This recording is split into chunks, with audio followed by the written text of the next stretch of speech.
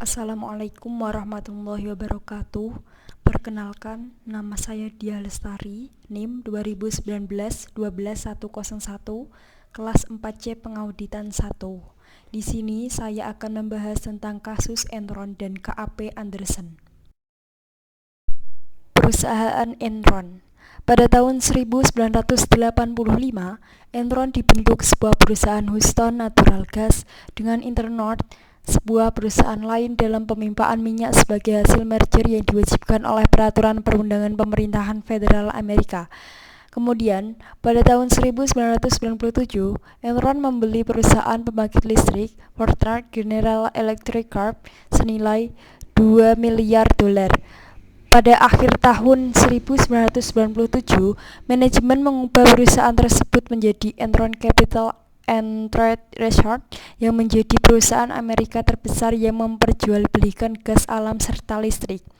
Kemudian, pada tahun 1999, Enron membentuk pula Enron Online atau EOL. Pada bulan Oktober 1999, EOL merupakan unit usaha Enron yang secara online memasarkan produk energi secara elektronik lewat website. Kemudian, pada tahun 2000, Enron mengumumkan sebuah rencana besar yang amat ambisius untuk membangun jaringan elektronik broadband yang berkecepatan tinggi dengan kapasitas jaringan penjualan bandwidth untuk melakukan penjualan gas serta listrik. Tokoh penting dalam Enron. Terungkapnya kasus Enron.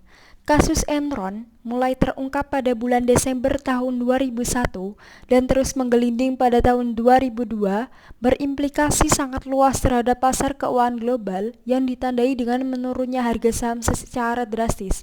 Berbagai bursa efek di belahan dunia, mulai dari Amerika, Eropa, sampai ke Asia. Enron suatu perusahaan yang menduduki ranking 7 dari 500 perusahaan terkemuka di Amerika Serikat dan merupakan perusahaan energi terbesar di Amerika Serikat, jatuh bangkrut dengan meninggalkan hutang hampir sebesar 31,2 miliar US dollar dan menyebabkan 4.000 pegawai kehilangan pekerjaan mereka. Kerjasama KAP Arthur Anderson dan Enron. 1. Board of Director. Membiarkan kegiatan-kegiatan bisnis tertentu mengandung unsur konflik kepentingan dan mengizinkan terjadinya transaksi-transaksi berdasarkan informasi yang hanya bisa diakses oleh pihak dalam perusahaan, termasuk praktek akuntansi dan bisnis tidak sehat sebelum hal tersebut terungkap kepada publik. Yang kedua, Enron merupakan salah satu perusahaan besar pertama yang melakukan outsourcing secara total atas fungsi internal audit perusahaan. Yang ketiga yaitu, pada awal tahun 2001, partner KAP Anderson melakukan evaluasi terhadap kemungkinan mempertahankan atau melepaskan Enron sebagai klien perusahaan. Mengingat resiko yang sangat tinggi berkaitan dengan praktek akuntansi dan bisnis Enron. Dari hasil evaluasi, diputuskan untuk tetap mempertahankan Enron sebagai klien KAP Anderson. Yang keempat yaitu, salah seorang eksekutif Enron dilaporkan telah mempertanyakan praktek akunting perusahaan yang dinilai tidak sehat dan mengungkapkan kekhawatiran berkaitan dengan hal tersebut kepada CEO dan partner KAP Anderson pada pertengahan 2001. CEO Enron menugaskan penasihat hukum perusahaan untuk melakukan investigasi atas kekhawatiran tersebut, tetapi tidak memperkenankan penasihat hukum untuk mempertanyakan pertimbangan yang melatar belakangi akuntansi yang dipersoalkan. Hasil investigasi oleh penasihat hukum tersebut menyimpulkan bahwa tidak ada hal-hal yang serius yang perlu diperhatikan.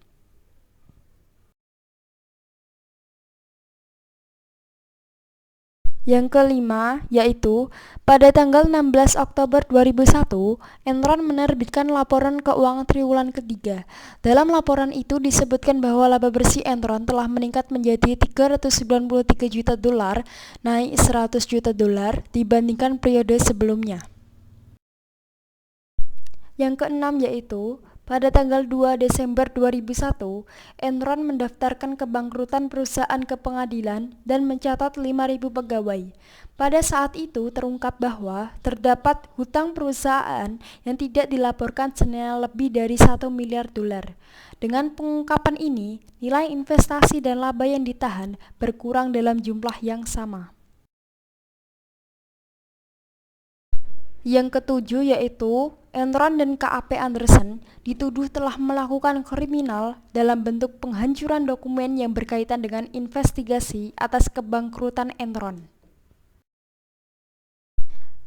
Yang kedelapan yaitu KAP Anderson diberhentikan sebagai auditor Enron pada pertengahan Juni 2002, sementara KAP Anderson menyatakan bahwa penugasan audit oleh Enron telah berakhir pada saat Enron mengajukan proses kebangkrutan pada 2 Desember 2001.